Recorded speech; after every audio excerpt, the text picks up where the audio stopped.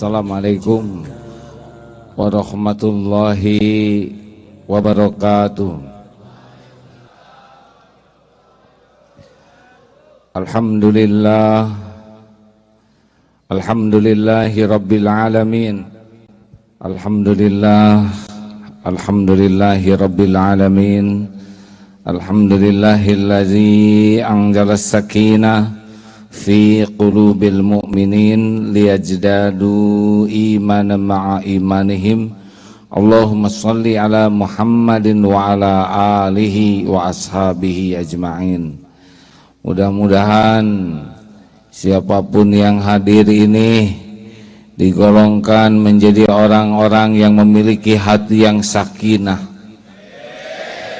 hati yang tidak galau, hati yang bersih. Karena sehebat apapun gaji, kalau hati galau tidak terbeli oleh berapapun uang. Benar?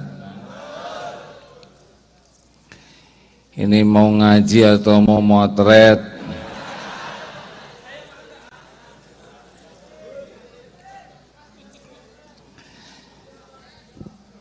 Rekan-rekan sekalian, saya mohon maaf. Saya senang sekali kalau tepat waktu, tapi ternyata informasi perjalanan ke sini kurang akurat sehingga terlambat. Maaf walaupun bukan saya yang nyetir. Yang kedua, saya juga mohon maaf sedang diberi nikmat sakit. Alhamdulillah. Sehat, sakit sama saja, dua-duanya karunia. Jadi kalau saudara lihat wajah saya berkeringat dan lemas, memang rezekinya saat ini sedang diberi demam. Tidak boleh mengeluh dengan sakit, karena ada dosa yang tidak bisa ditebus kecuali dengan sakit. Kalau saya lihat dari depan, ini wajahnya ada kemiripan, ini wajah-wajah banyak masalah. Benar atau benar? Banyak masalah baik atau buruk? Nabi Muhammad punya masalah tidak? Sedikit atau banyak? Ringan atau berat? Sederhana atau rumit? Hasilnya hina atau mulia? Oleh karena itu, kalau saudara banyak masalah, ciri-ciri bekal mulia kalau benar menyikapinya. Dari SD ke SMP pasti diuji, SMP ke SMA juga diuji. Orang itu naik derajat dengan ujian asal lulus. Dan orang tidak lulus bukan karena soal, orang tidak lulus karena salah jawabannya. Kita hina, sengsara atau bahagia bukan karena soal hidup. Kita sengsara atau bahagia tergantung bagaimana kita menyikapi persoalan hidup. Jelas hadirin? Jadi yang bahaya masalah atau sikap terhadap masalah? Ayo, mana jawabannya? Mana yang membahayakan hidup kita? Persoalan hidup atau salah menyikapinya? Persoalan hidup bahaya tidak? Jauh dari istri bahaya tidak? Salah sendiri, kenapa kesini kan? Jauh dari istri ada yang disikapi dengan memperbanyak saum. Jauh dari istri ada yang dimanfaatkan dengan banyak menghafal Quran, dengan memperbanyak kesibukan di jalan Allah. Jauh dari istri membuat pahalanya melimpah. Tapi ada yang jauh dari istri jadi ahli maksiat, ada yang zina, ada yang menodai dirinya dengan perbuatan hina, sama-sama jauh, yang satu jadi mulia, yang satu jadi hina. Dititipi uang oleh Allah, gaji agak lebih dibanding di Indonesia, itu juga cobaan. Ada yang banyak sodakoh, ada yang banyak nabung, ada juga yang membeli barang-barang yang tak manfaat, bahkan maksiat, nanti hasilnya juga beda. Bukan perkara masalah, tapi sikap terhadap masalah. Setuju? Sama, saya juga lagi sakit nih ya. Enaknya tidur, dipijet, tapi jauh lebih baik dakwah begini. Jelas pahalanya daripada berbaring tidak manfaat. Baik, berikut ini adalah, dulu sudah pernah ceramah di sini, saya kupas sedikit. Dulu di sini bukan? Pokoknya di Korea lah. Saya mengulas sedikit 5 kiat menghadapi persoalan hidup. Mau? 1, kita ini harus siap menghadapi yang cocok dan menghadapi yang tidak cocok dengan keinginan. Ulangi apa? Ayo dong semuanya bicara. 1 apa? Siap menghadapi yang cocok, siap menghadapi yang tidak cocok. Ulangi. Siap menghadapi yang cocok dan siap menghadapi yang tidak cocok. Kenapa harus siap? Karena hidup ini mustahil akan selalu cocok. Saudara sudah agak lama kan di dunia ya. Banyak cocoknya, banyak tidak cocoknya. Banyak tidak cocoknya kan. Tapi tidak cocok bukan berarti jelek. Ada kalanya yang tidak cocok itu yang menguntungkan.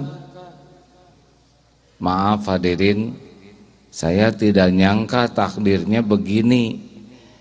Ayah tentara, dulu cita-cita mau masuk akabri, tapi tidak jadi karena kurang tinggi. Dulu sakit hati, sekarang gembira sekali. Tidak jadi TNI, malah jadi, tuh kan gagal tuh membawa berkah ternyata.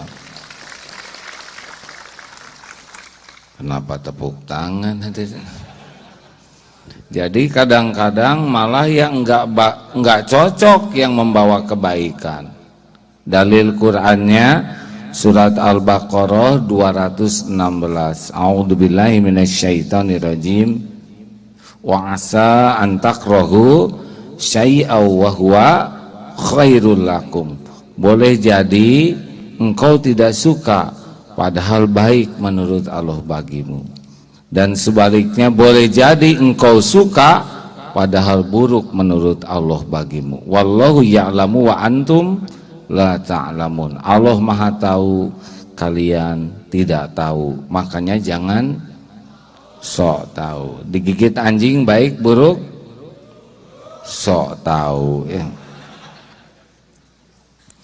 Ada yang doa minta jodoh keluar dari rumah, ada yang tertarik langsung ngejar, bahkan menerkam dan menggigit. Ya Allah, kenapa saya minta jodoh yang datang anjing betina? Dibawa ke dokter, harus dibawa ke rumah sakit, diopname, akhirnya tahu rahasia takdir.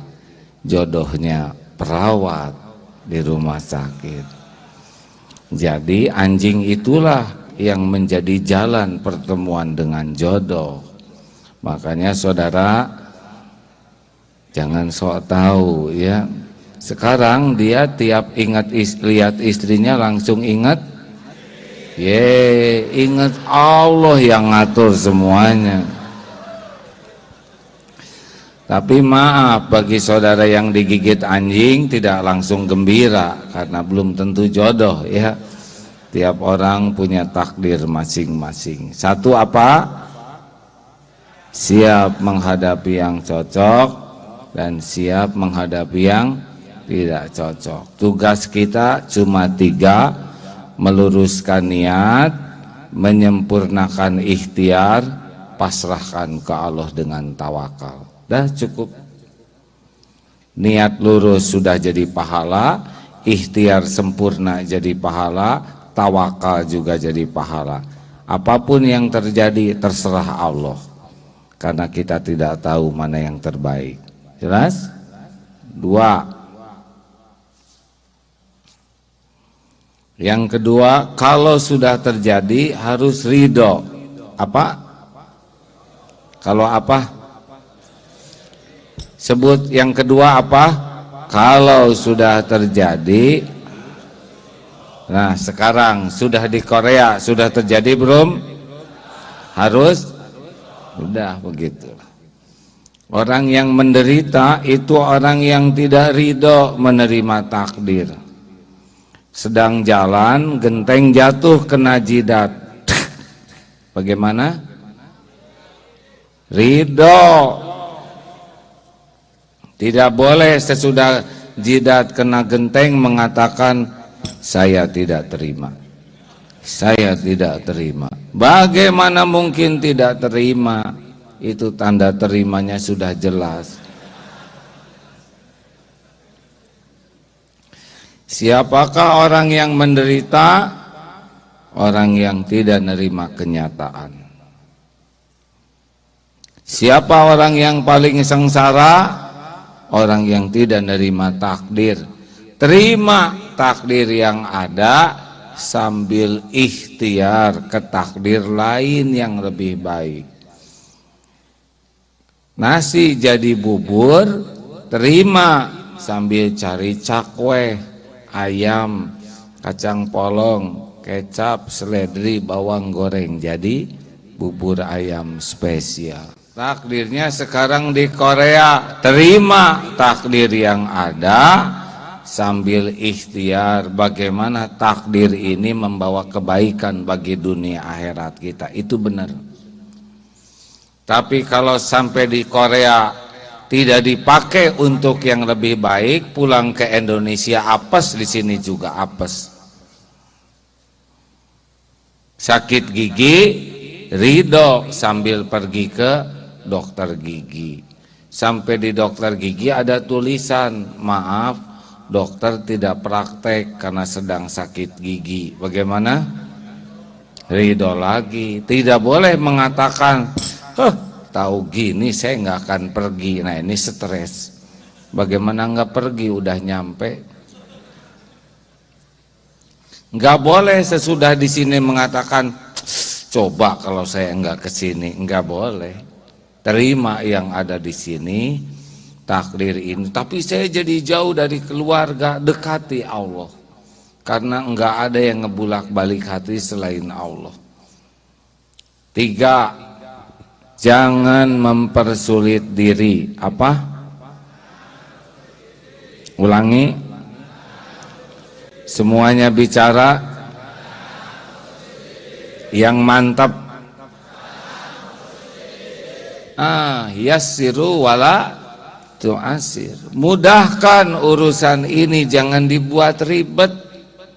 Kalau setiap urusan kita jadi stres, kapan bahagianya hidup ini?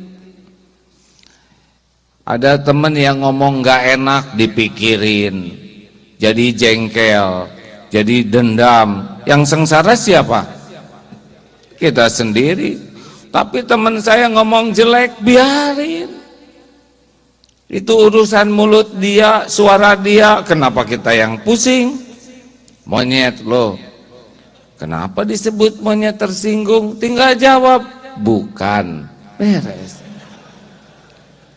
Tapi karena merasa mirip sih jadi tersinggung.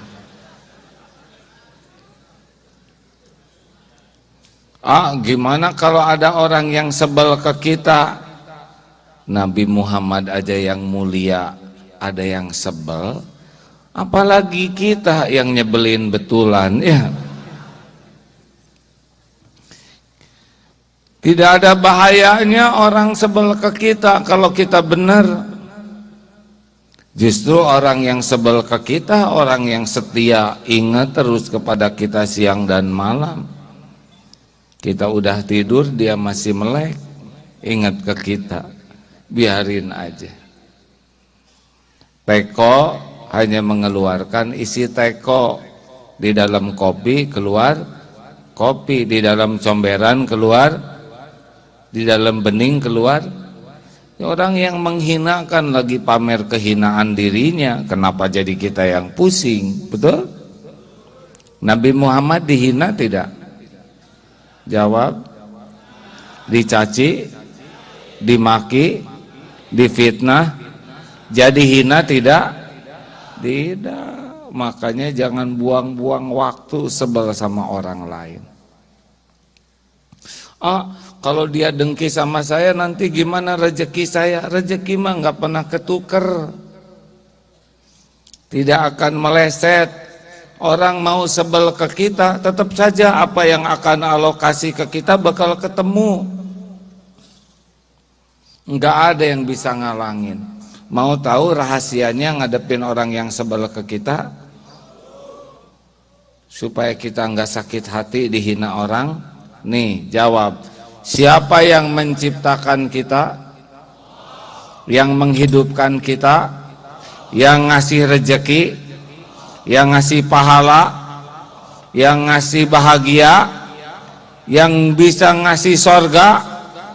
Tuh, kalau semua karunia hanya datang dari Allah,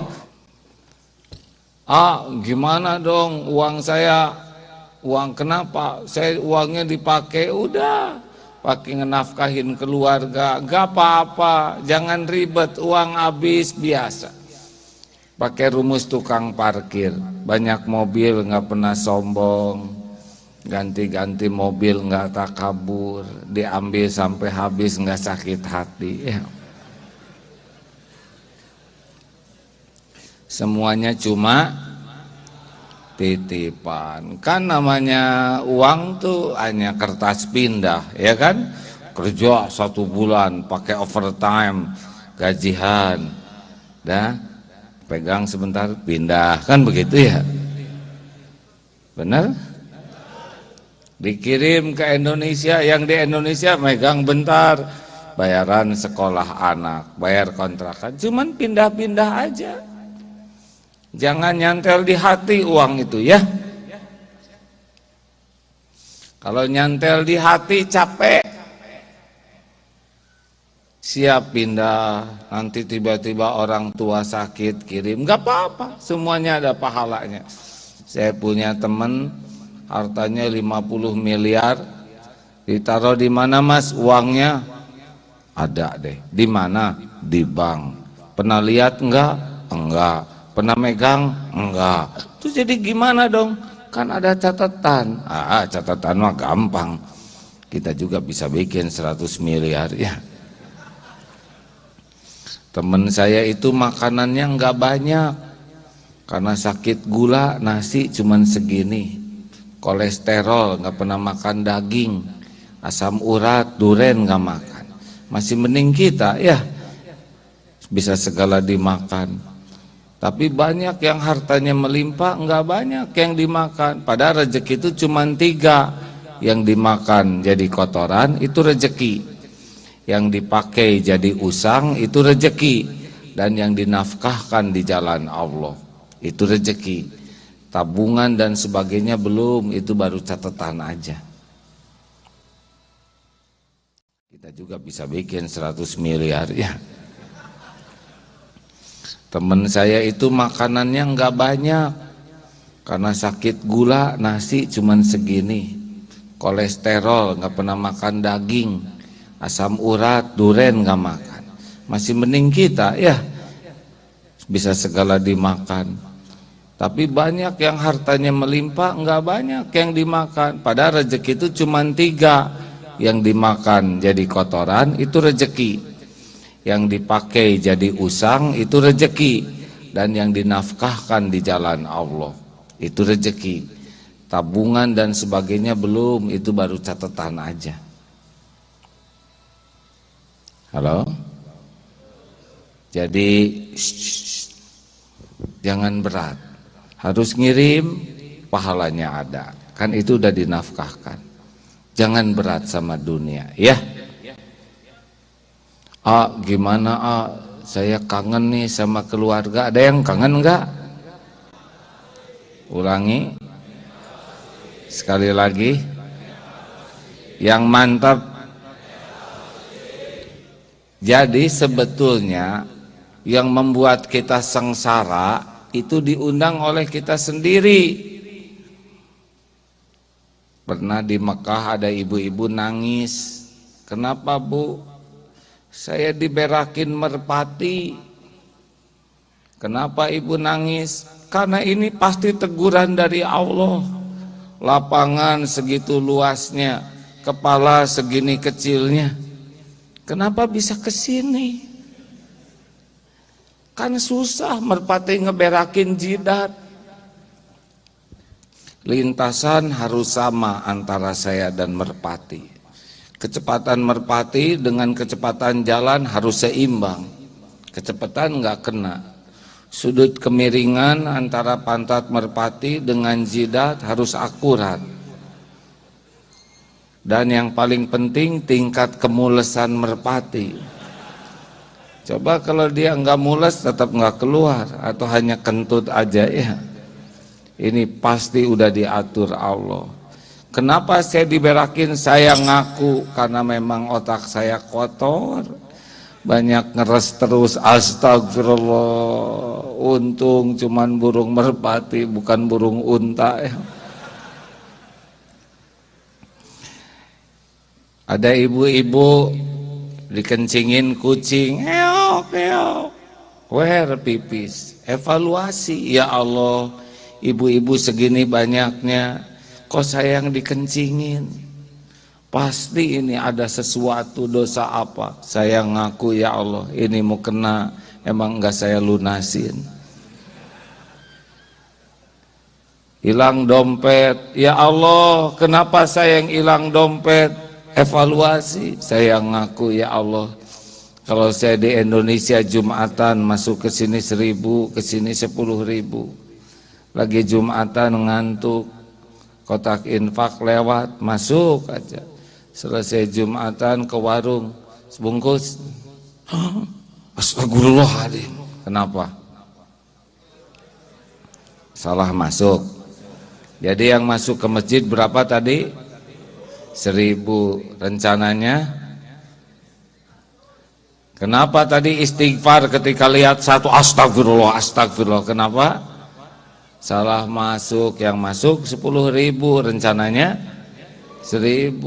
Tuh kan jujur. Sekali sedekah, sekali ngerokok. Di sini rokok berapa?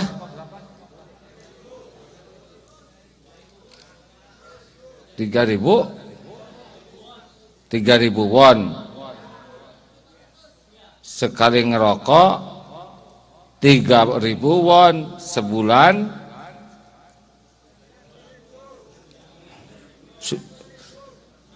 3.000 dikali 30, 90.000 ya.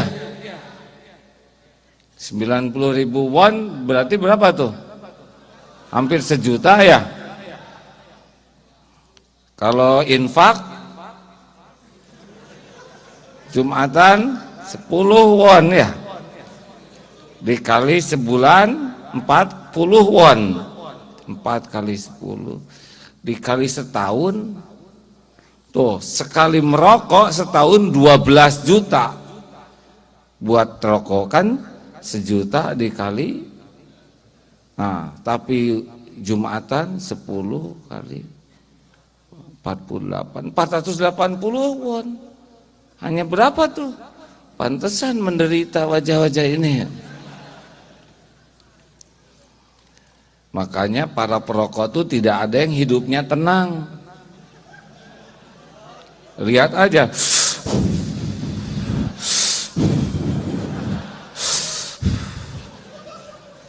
Saya kalau lihat perokok tuh kenapa ya orang ini seperti yang stres.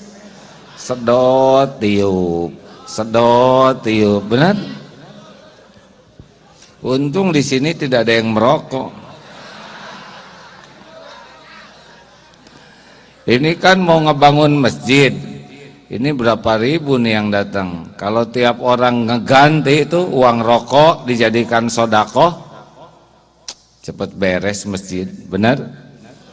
Saudara, pahalanya ngalir, nggak ada berhentinya. Kan kalau amal jariah tuh ngalir terus. Kalau umur jasad ini berhenti, tapi kalau amal jariah kita mati tetap ngalir. Itu orang pinter tuh. Dan orang yang sedekah tuh nggak bisa kena musibah. Yang tadinya mau digigit anjing nggak jadi, ngegigitnya yang itu yang nggak sedekah. Yang tadinya mau kena fitnah nggak jadi. Pokoknya penolak bala yang paling efektif sedekah. Kemudian dengan sedekah nggak bisa berkurang hartanya, pasti nanti ada lagi. Dari mana aja pulang ke Indonesia, kalau yang di sininya ahli sedekah, lihat aja anak siapa tahu dirubah jadi hafal Quran. Istri tiba-tiba menjadi istri yang bisa usaha. Oh banyak, tapi di sini kerjanya maksiat, banyak dosa. Pulang ke Indonesia habis tuh harta nggak jelas, benar? Saya dengar cerita 6 tahun kerja di sini, tabungannya balik ke Indonesia setahun habis dan yang nambah tuh hutang. Tapi ke sini balik tobat, kerja lagi dengan cara yang benar, jauhi dari maksiat, dengan izin Allah usahanya jalan. Ya Allah yang ngebuka menutup. Makanya kalau ada kejadian jangan nyalahkan siapa-siapa, karena semua kepahitan diundang oleh kita sendiri. Kalau di sini ada ular di bawah dan di sini ada makanan enak, mana informasi terpenting tentang ular? Tentang makanan, ular atau makanan? Tuh, jadi informasi terpenting adalah yang membahayakan kita, benar? Siapa yang membahayakan kita? Kejelekan orang ke kita atau kejelekan kita ke orang lain? Mana yang bahaya? Dihina atau menghina? Di atau meng? Mana yang bahaya? Kecopetan atau nyopet?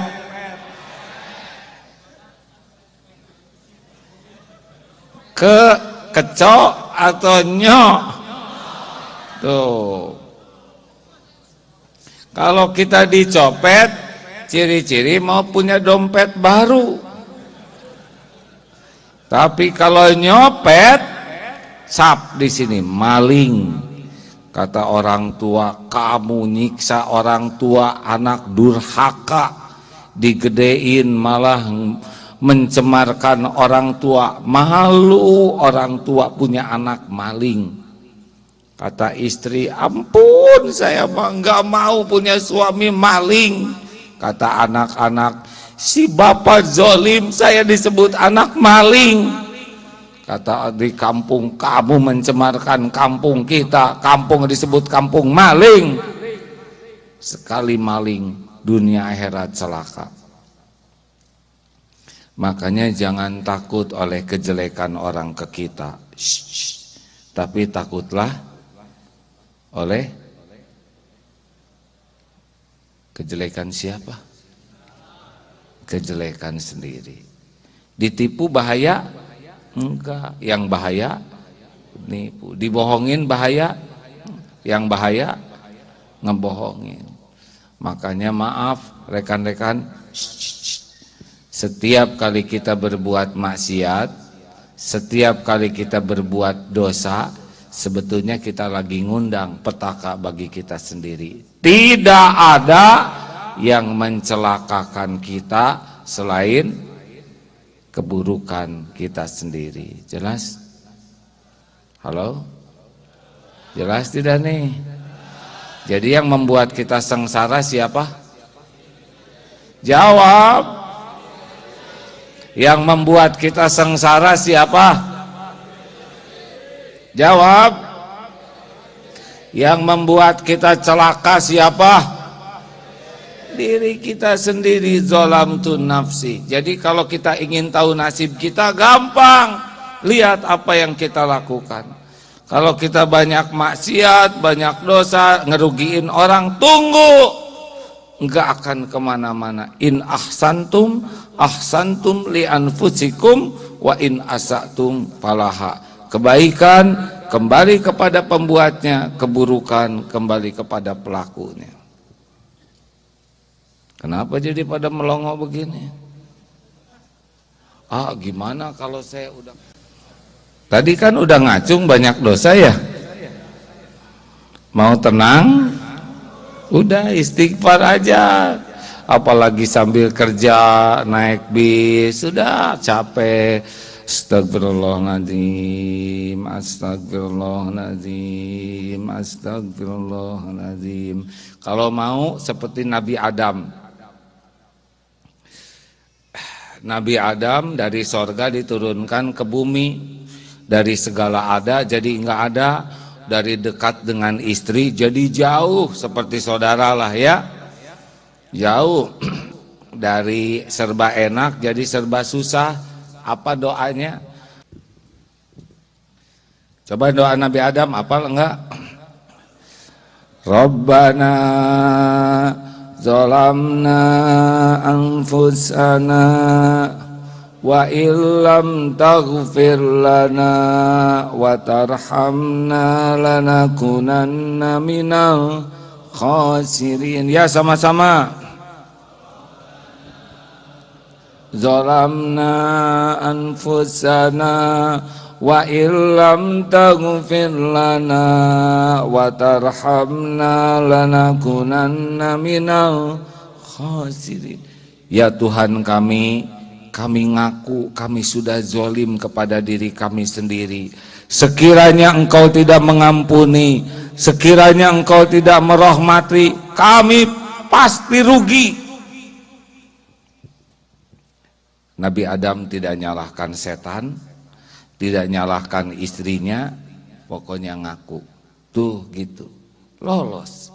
Pernah dengar Nabi Yunus dakwah tidak mau nurut, ditinggalkan umatnya, ditegur oleh Allah. 3 kegelapan, gelapnya malam, dikecemplungkan ke laut, gelapnya laut, dimakan ikan. Ini beneran lolos dari 3 kegelapan. Pakai apa? Tobat. Doanya la ilaha illa anta subhanaka inni kuntu minaz zalimin. Silakan. La ilaha illa anta subhanaka inni kuntu minaz zalimin. Sekali lagi.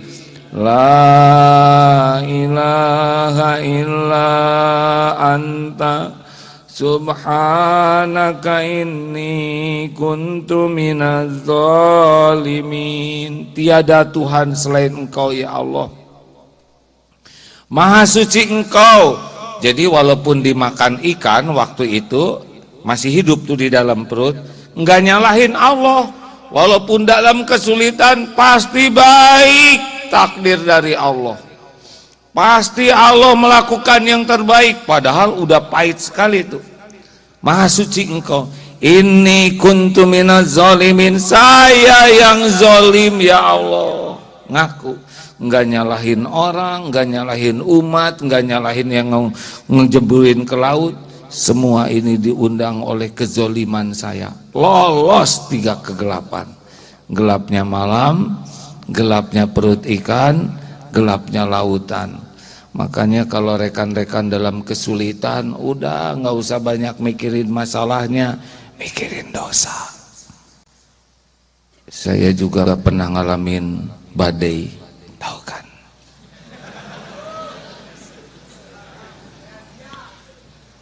Bayangkan lagi pas ngetopnya waktu 2000. Padahal saya tidak melakukan kesalahan dalam hal itu ya. Oh, ngerasa apa Mas? Sama sekali poligami itu bukan kejahatan. Kejahatan itu zina. Ya. Jadi saya tidak merasa bersalah sama sekali dengan perbuatan itu karena sah dan halal. Tapi itulah jalan karunia Allah sehingga dapat guru waktu itu.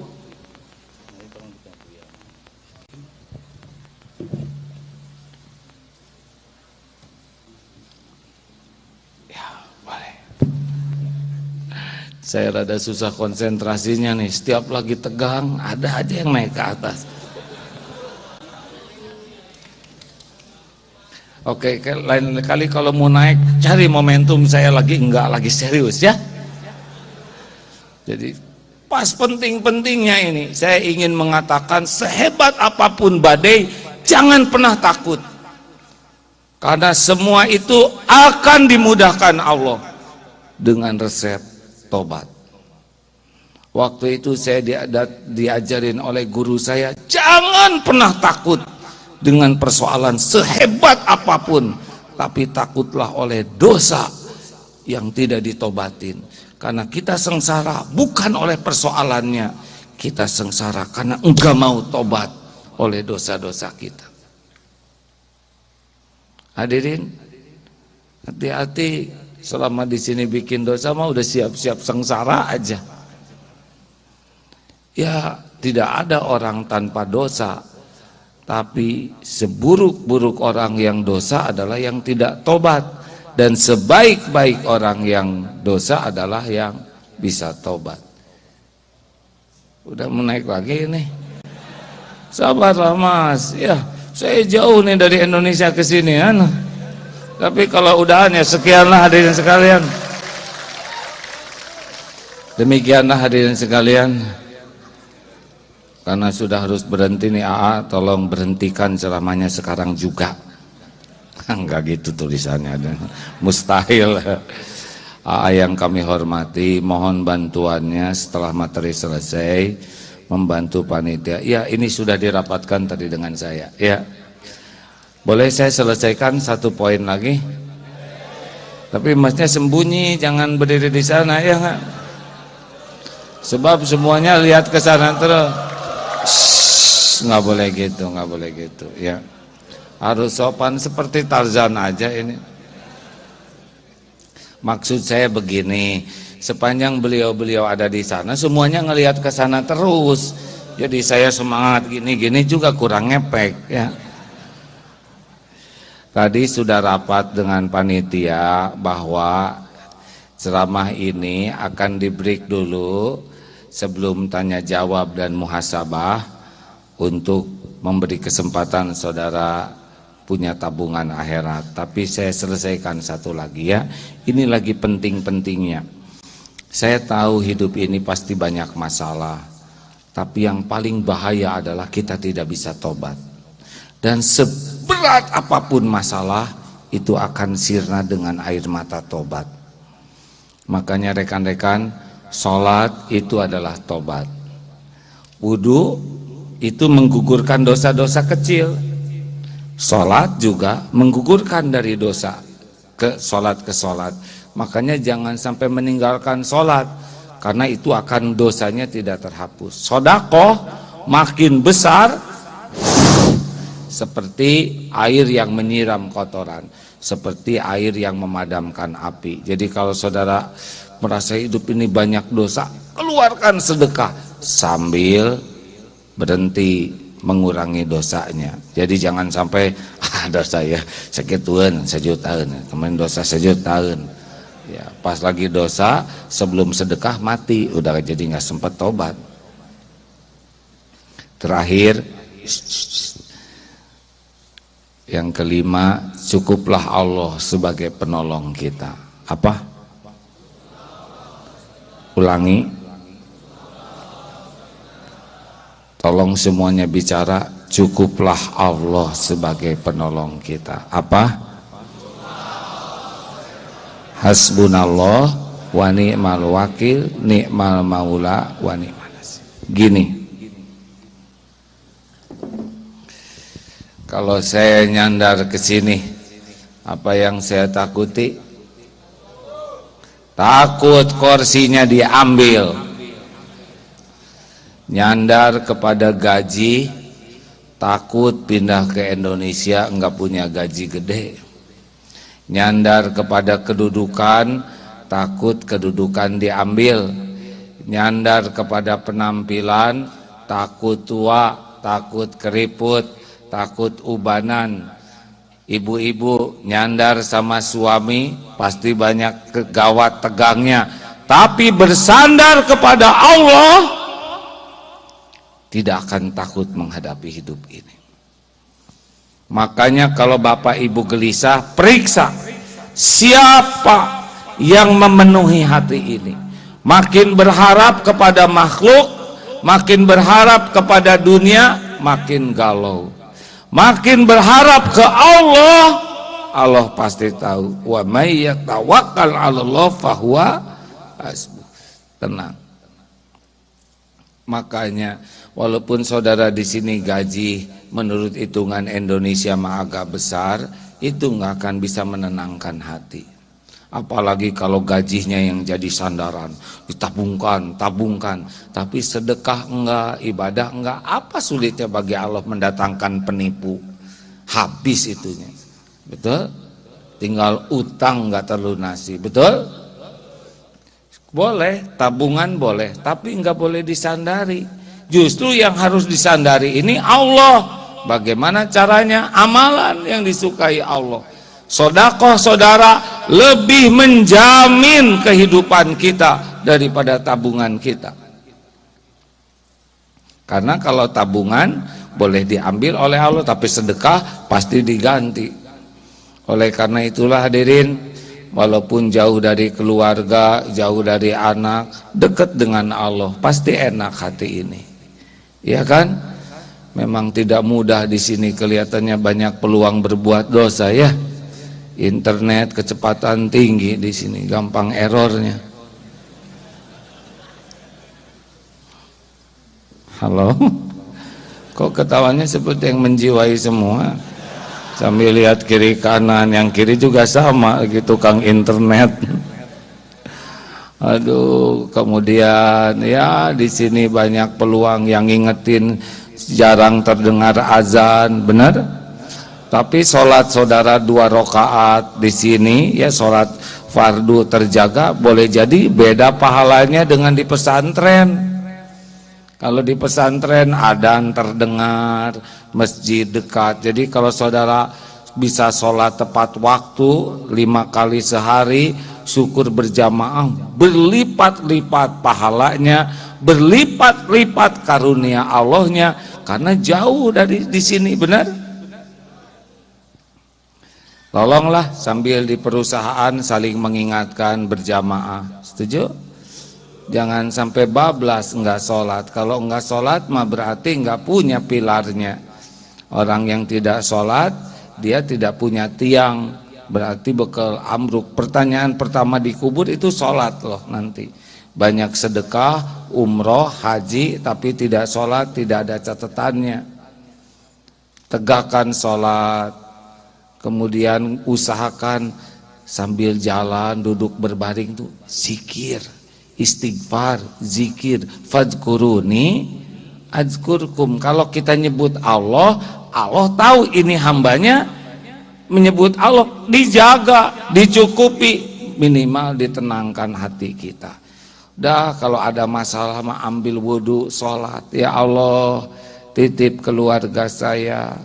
Ya Allah, Engkaulah yang menciptakan keluarga, Engkau yang bisa menjaga. Ampun, saya belum jadi orang tua yang benar ya Allah. Ampun, saya belum bisa mendidik. Ampun.